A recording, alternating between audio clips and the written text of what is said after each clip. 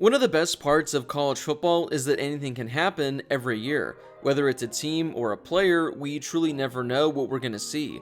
It's been a while since I've done this series, but I've gotten numerous comments asking if we'll be bringing it back. So, with the season just 2 months away, I felt that this was the perfect time to read some hot takes for the upcoming college football season. Before we get to today's video, make sure to smash that subscribe button and turn on those notifications if you're new to my channel. If you're watching this video, odds are that you love college football, and odds are you aren't subscribed to my channel.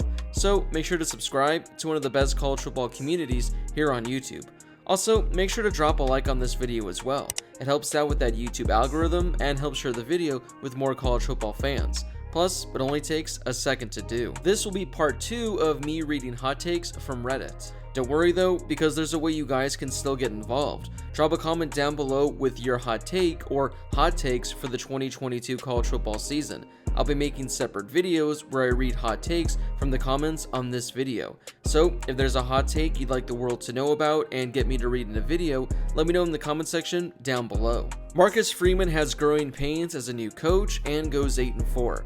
I've been seeing a lot of stuff recently in regards to Notre Dame this year, and I'm very fascinated to see how they look in 2022. I think Marcus Freeman was a really good hire. I think he has a chance to be a really good coach, but Notre Dame, low-key, has one of the more difficult schedules in all of college football this season, and I wouldn't be shocked if they finish the season 8-4. I mean, just looking at their schedule, they start off the season at Ohio State, that's most likely a loss. Then they have 3 games against Marshall, Cal, and North Carolina. All 3 of those are winnable games. I do think that game at North Carolina is going to be a little difficult, but I do think Notre Dame can come out on top. Then they have the game against BYU. It's going to be in Las Vegas, but that's going to be a tough one. Stanford, I think they're going to be a much improved team this year. UNLV, Syracuse, those should be 2 easy wins, but then they have to host Clemson, and that's going to be a tough game as well. Then you got Navy and Boston College, again 2 winnable games, but hey, anything can happen in college football. Then they wrap things up on the road at USC. So looking at their schedule, I think Ohio State, Clemson, and USC, those could be 3 easy losses right off the bat, and then you're taking into account maybe 1 or 2 upsets looking at the rest of their schedule. So yeah, I wouldn't be shocked if Notre Dame finishes the season 8-4. I personally wouldn't be shocked if they finish the season 7-5. But with that being said, there's a chance they can also win 10 games or maybe even 11 games as well. Notre Dame is a really interesting team to keep an eye on in 2022. Maryland goes undefeated in the month of September, only to end up 6-6. Alright, so I loaded up Maryland's schedule, and their first 3 games of the year are fairly winnable. They do have to play SMU, but that is at home, but that might be somewhat of a tough game. But they do have to go on the road to Michigan in week 4, and that's going to be a daunting task. But let's just say for the sake of this video, they somehow defeat Michigan. They start the month going 4-0. That means they go 2-6 the rest of the season. And looking at the rest of their schedule, I wouldn't be shocked if Maryland only wins 2 games, maybe 3. They got a pretty difficult schedule after that. They do have Indiana, they do have Northwestern, they do have Rutgers, but hey, it's the Big Ten, anything can happen. So again, for the sake of this video, let's say they somehow shock the world, upset Michigan. I don't think it's out of the realm of possibility that they can start the season 4-0 and finish the season 6-6. Alright, we got a long one here, and looks like we got multiple hot takes here. Alabama and Georgia missed the playoffs on favors of Texas A&M being the SEC representative. Well, that's certainly a hot take, saying that both Alabama and Georgia missed the college football playoff there. Alabama loses to A&M in the regular season, fails to secure the 4th bid due to all of their Power 5 camps being 1 or 0 losses, and Georgia loses 1 regular season game and the SEC Conference Championship to finish with 2 losses. That was a very informative hot take with Texas A&M coming out of the SEC, so that's already a pretty scorching hot take, I must say. Baylor repeats its Big 12 title run, but with only 1 loss to secure its first playoff appearance.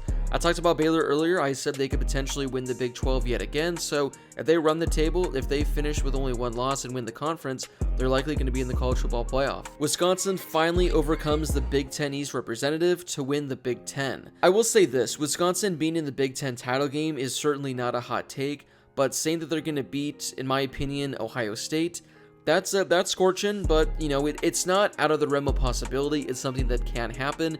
It's just something that I don't think will happen. NC State beats Clemson in the regular season again and wins its place in Charlotte. I'm really high on NC State this season, so I don't think this is that scorching hot of a take. Lincoln Riley shocks everyone by getting USC to the Pac-12 champions in year 1 and the number 2 seed in the college football playoff.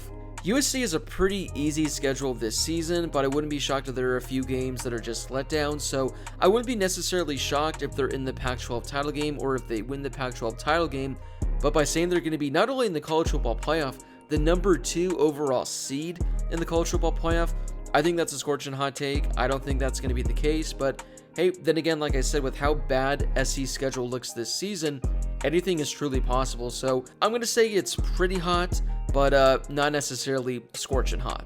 Dabo gets sick of dealing with NIL plus the portal and decides to retire. Well, we know that Dabo Swinney is not the biggest fan when it comes to NIL. He's not the biggest fan with the transfer portal. I don't think Clemson has actually gotten anyone from the transfer portal. I know there was that former quarterback that was going to be like a grad assistant that he essentially convinced to be like, the third string quarterback. So I don't think that necessarily counts, but yeah, Dabo isn't the biggest fan in both of these things. So with the way college football is trending the next few years with just how serious the transfer portal and NIL is going to get, maybe it is just too much for Dabo Swinney and he calls it quits and he just can't take it anymore. If this were to actually happen, which I know it's crazy, but there is like a part deep down in me that thinks with how Dabo reacts to all this, it actually could get too much for him and he just can't take it anymore. So #hashbrowns, if for whatever reason this happens, just know that this hot take will always be saved and you will have this to prove to everyone that you were right. Alright, here we go. We got a bit of a long one. The media is going to hype up the Alabama-Texas A&M game since both will most likely be undefeated and the whole pay-for-play dust-up and the revenge the loss from 2021. There will be promos and talking heads, and game day will be on the campus. So much hype. Then Alabama will be up by 21 at the end of the first half, and people will change the channel. Yeah, this is going to be a game that is probably going to be the most hyped game of the entire 2022 season, and I personally think that Alabama destroys them. There's a chance that they're up by 21, not only at the end of the first half, but at the end of the first quarter. Whatever the spread is in this game, it's probably going to be double digits. Take the spread, maybe add some additional points there because I think Alabama is going to just kill the Aggies in this game. Oh, now we're talking. Now we are talking. This comes from Brett Eskin. Bo Nix actually will be a dark horse for the Heisman. Now, for those of you long-time viewers of the channel, and those of you viewers who have listened to the Harris Highlights show over the last few years, so this is a very specific number of you guys, you will know that Bo Nix is essentially a running meme on this channel. There have been videos in the past where I've praised Bo Nix, maybe a little too much, and a lot of people thought I was being serious. Well, of course I'm being serious because Bo Nix is the greatest quarterback college football has ever seen, but I do think it is an absolute long shot. But with Bo Nix transferring to Oregon, with Oregon having a pretty favorable schedule, with him getting a chance in week 1 to potentially beat Georgia, there is a realm out there. There is a possibility that Bo Nix, the greatest quarterback we've ever seen, not only can be a dark horse for the Heisman Trophy, but can be the front runner for the Heisman Trophy. Again, take it with a grain of salt, but there is that alternate reality out there where Bo Nix actually puts up insane numbers. He guides Oregon to an undefeated season. Oregon reaches the college football playoff. Bo Nix is the best quarterback in the country, and Bo Nix wins the Heisman Trophy. Hot take? No, just a fact. Well, that wraps it up for part 2 of this series. Remember, if you have a hot take for the 2022 college football season, let me hear it in the comment section down below, and it'll be featured in a future video. Before you leave, make sure to smash that subscribe button and turn on those notifications if you're new to my channel. If you love college football, then this is definitely the place for you. Also, make sure to drop a like on this video as well. It helps out with that YouTube algorithm and helps share the video with more college football fans. Plus, it only takes a second to do. As always, thank you guys so much for watching, and I'll see you all in my next video.